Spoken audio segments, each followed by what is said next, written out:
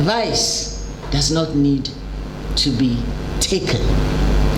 But if the president rejects any or all names presented to him or her, he or she cannot pluck somebody from somewhere.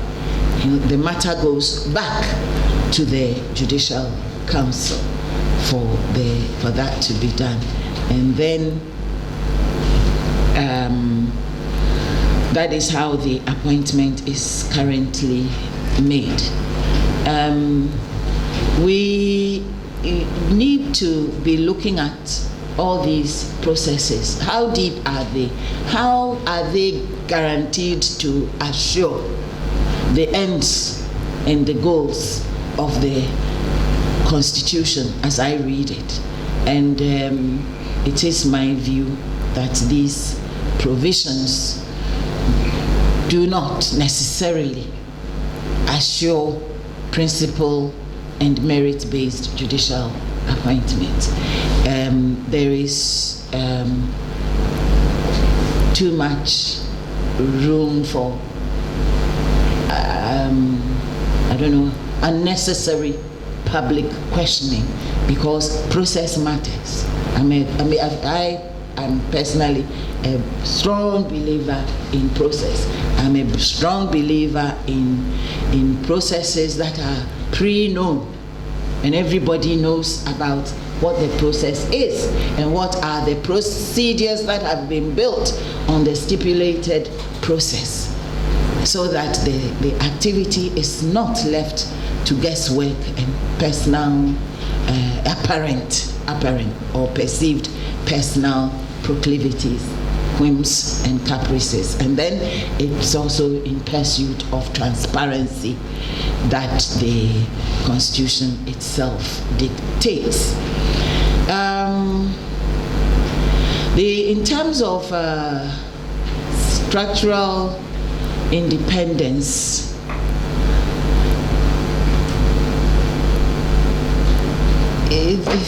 these weaknesses in appointments and the appointment process is undermined, or they undermine the guarantee that the Constitution itself says it is seeking. And because we don't have a Judicial Service Commission, because the Judicial Council itself, when you read its functions in the Constitution and in the Judicial Service Act, there's even actually no mention about appointment, their actual, the role and the procedure it will be exercising, it will be using in exercising any role it has in the appointment of the judiciary. We have this structural problem because the question of independence, whether independence from within or independence from outside influences, is left at sea.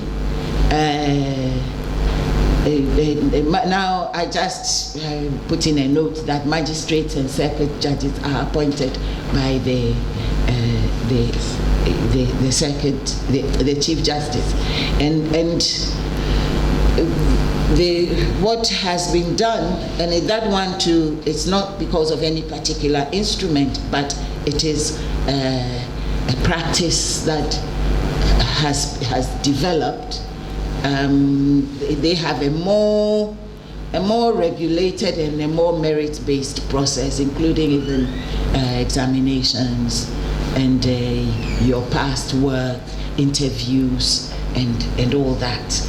But strictly speaking, somebody can ask, under what power are you asking me to produce all these? And all you will have to say is that the Judicial Council resolved that we will use this, but rule by resolution is quite unknown under our Constitution. So that's another area we need to be looking at. And we have to now therefore start looking, so we step outside the box. Even the UK, from whom we've copied quite a lot of our processes, they have gone centuries away from what we are practicing now.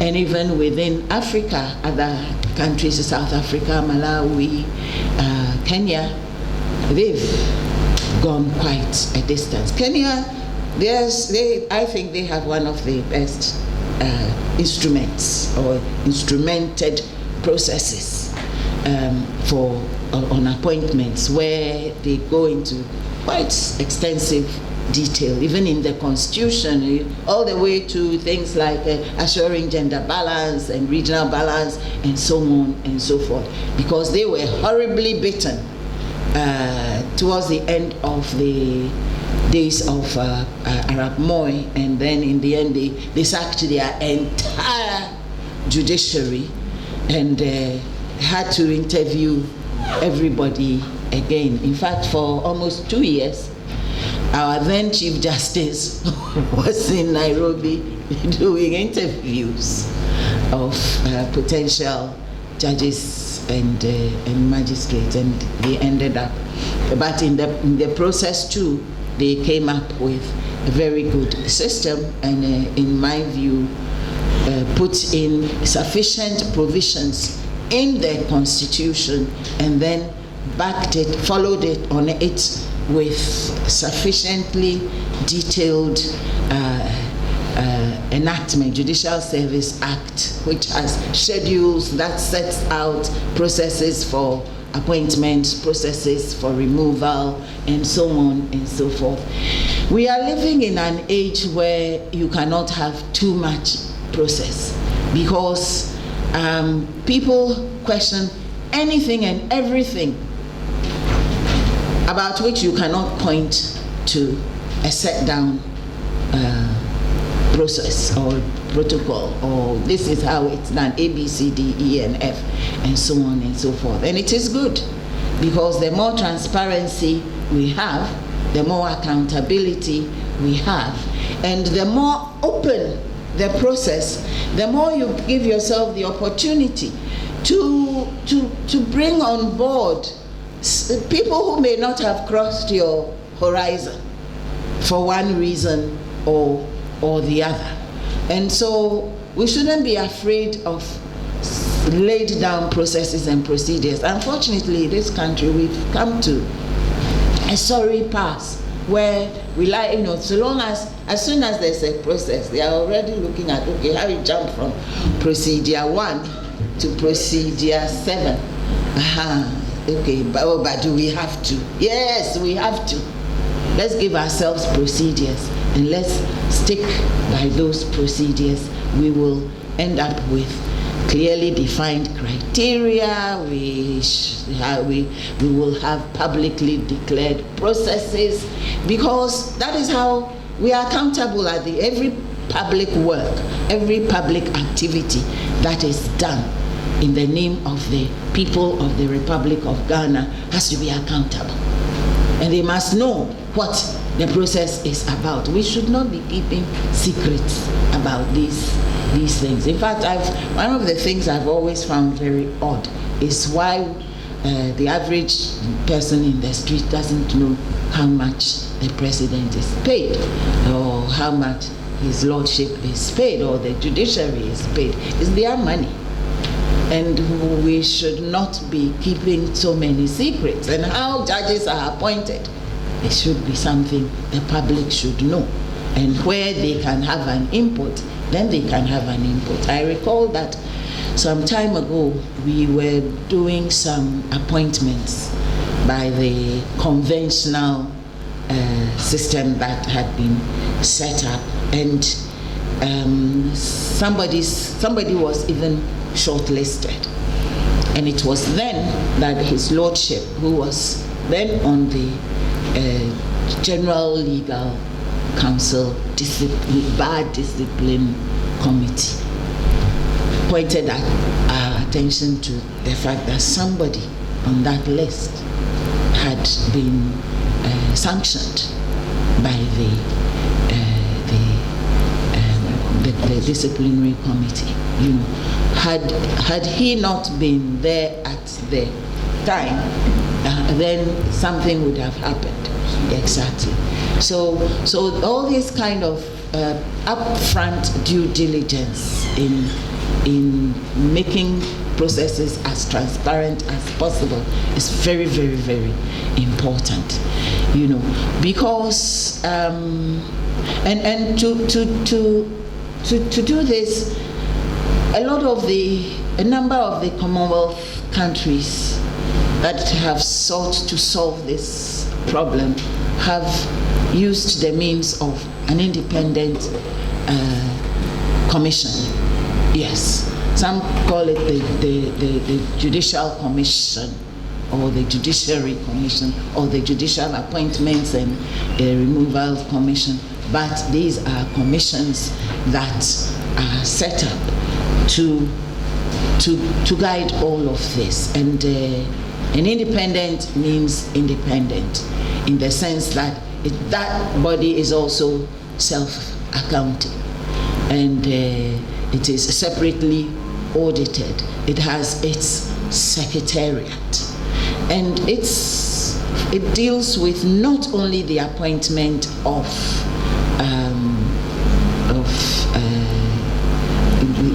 superior court judges, but all the way to staff of the judicial service. And it's a method, it is a modality that we can seriously think about, and because it will in my view enhance the outcomes within the process of judicial appointment. Now, the Commonwealth Secretariat has even come out with a Model Judicial Services Commission Act, although I don't necessarily agree with some of their proposals, but it's not left to me.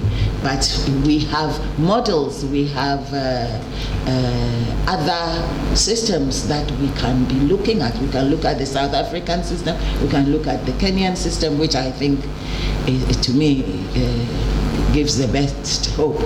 And then we can also add to all that and bring out the best, and then ours becomes the template for others to follow. So I'm throwing a challenge to the judiciary in particular. So we are trying to come up with something which we, if your gum does not taste right, you are the one who licks them. So clean your mouth. Basically, that's what it means. Sort yourself out, and I think we will get brilliant ideas from the judiciary, who have run these provisions of the Constitution for all these years. And I want to say that I'm very grateful to Justice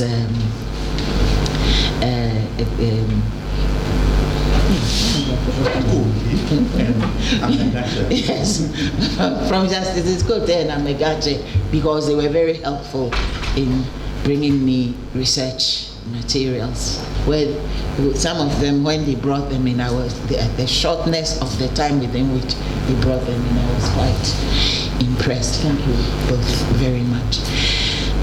So we will not be inventing any wheels, but we could make it, there are no new wheels. Wheels are still round and will always be round, but some have all kinds of, some, in the US, some even have diamond-studded driving tires for their vehicles, gold and all that.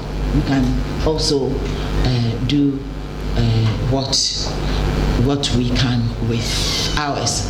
So what I have instructed my assistant to do is that anyone who's interested, we will send you the relevant provisions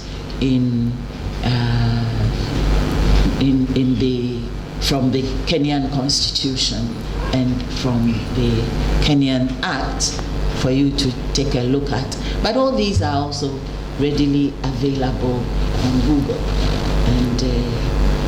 and so I'm not going to go too much into the details here, because we're not going to be solving the problems here. I'm just throwing the stone into the water for the ripples to ripple, because the appointment of judges is of public interest, and all these key areas that I have mentioned are of key importance. So I'll just move on to jurisdiction, and I think that's what I think jurisdiction is related to capping. In Ghana, civil and criminal appeal from Court of Appeal is as of right, and in certain matters, if the matter commenced in a civil matter that commenced in the lower court, then you need the leave from the Court of Appeal. But if the Court of Appeal declines, then you can also try a bite at the cherry in the Supreme Court for them to give you the leave, the special leave to appeal to them.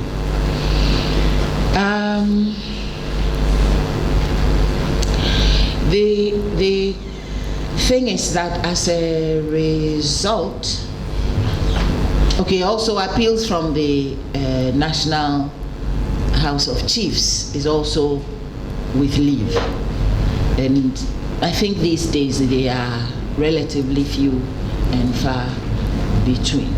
But altogether, by virtue of the Constitution, the Supreme Court has no less than 12 jurisdictions of various types, and if you include supervisory jurisdictions and other subsidiary jurisdictions. Now,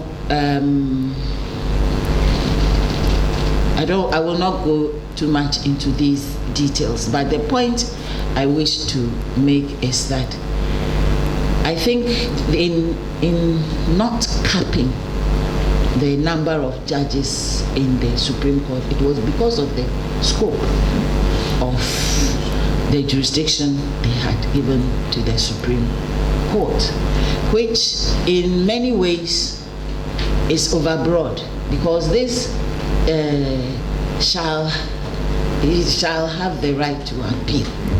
In fact, it's a doorless door. It's an opening without a door. So long as you've gone through the Court of Appeals, and especially if your matter originates from the High Court, you can jump into the Supreme Court. Sometimes you have cases where the matter gets to the Supreme Court and you realize that the substantive matter is still in the High Court. It is just that the judge refused some, minor interlocutory application or something of that nature. Appeal to the Court of Appeals, and it, months and months and months and months later, they lose and then appeal to the Supreme Court. Well, substitution. They are doing a case in the High Court. The old man who was the head of family, who has been pleaded into, who's party to the matter, died.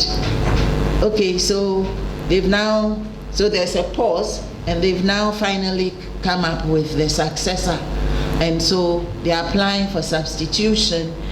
And then somebody decides that no, it's not Numo so and so, it's rather Ata so and so, so that becomes another litigation, and so on and so forth. And the judge decides, okay, this is the one whose name you've brought, so he's only a representative. He's the one. No, appeal, stay pending appeal. And then the judge will say there's nothing to be stayed. Appeal on that too.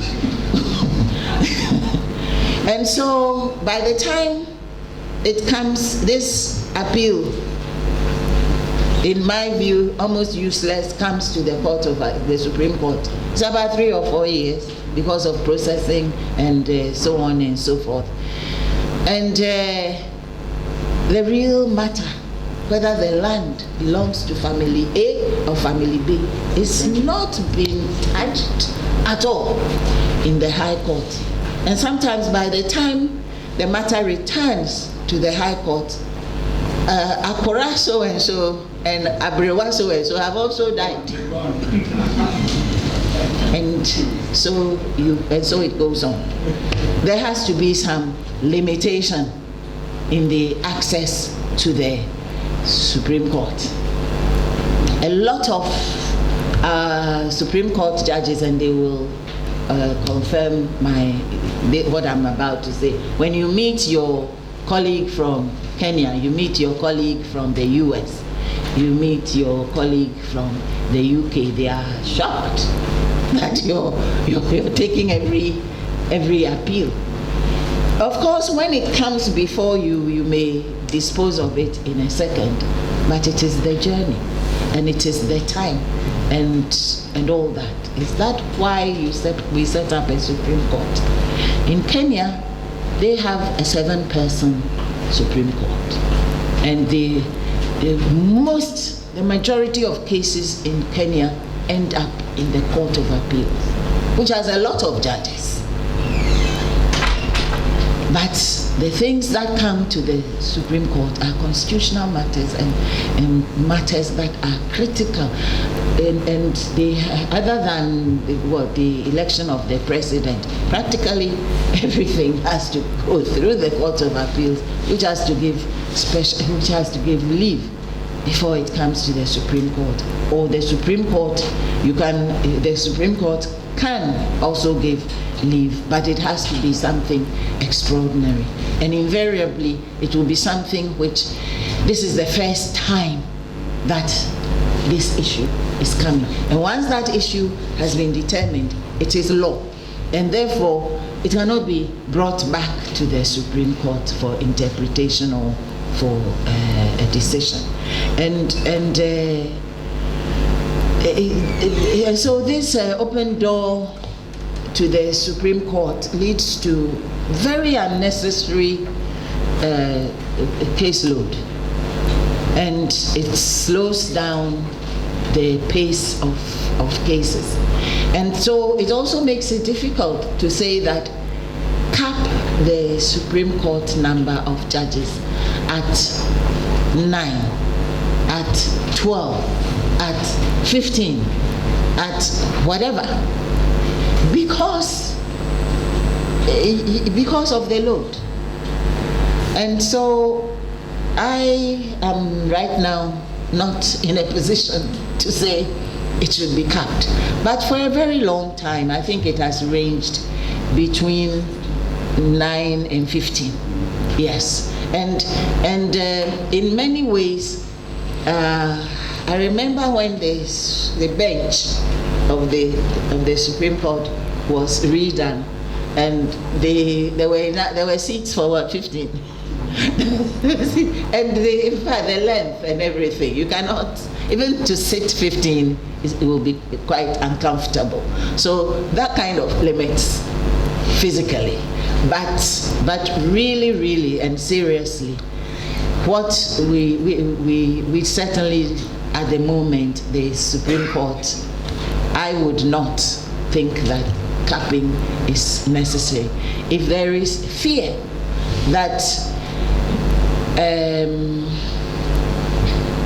A head of state, like somebody we know somewhere, would like to pack I won't name the country. I didn't say the T word. We are only putting it in your mouth. That's would like to pack the Supreme Court in one way or the other. And even he, because of the nature, because in the US it's also by legislation it's been capped. Yes, and he wasn't able to uncap it. Yes, and so he waited for retirements and deaths to be able to do what he wanted to do. But with ours, capping is not going to work. Capping, and people always use as an example when, as a result of, I think what the rice case. Yes, the Supreme Court was, the additional judges were put on the Supreme Court, but that was only because that case everybody sat at the initial appeal. Everybody sat. Yes, and so when an application for review was filed, and the Constitution requires that when there is an application, when the court is exercising its review jurisdiction, 2 judges have to be added to it. There were no 2 judges to be added, and therefore judges had to be appointed for some of them to be added to the panel.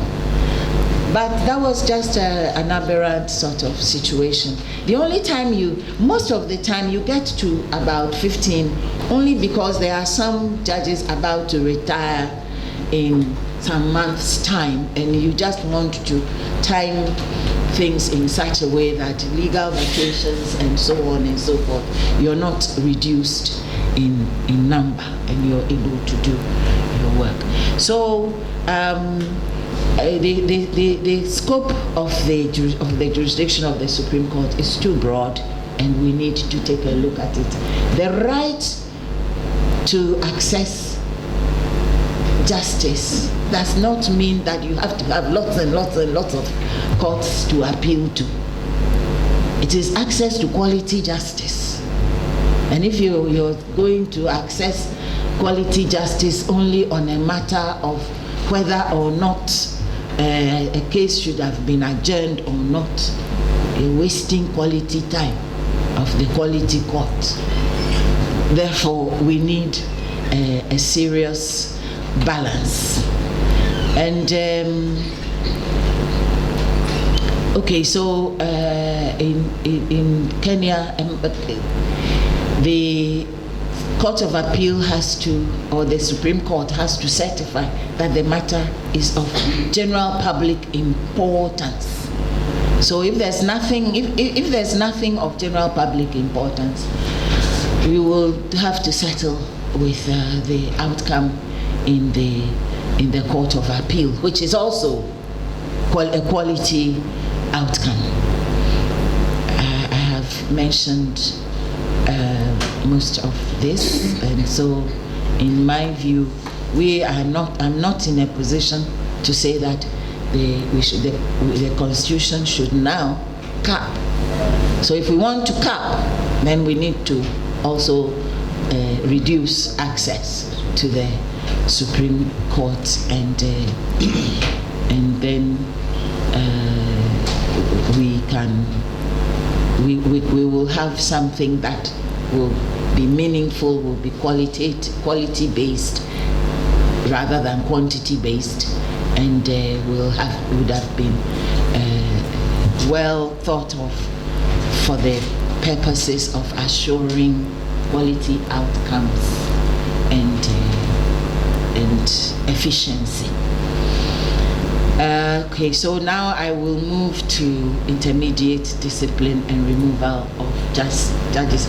So I've already mentioned some of my misgivings And I just, even before I go into that, I think all of you are also aware that the way the provisions in the Constitution regarding certain constitutional bodies and the removal of the head, the way it's being couched, it throws the process into the lap of the judiciary, and I think rather unnecessarily.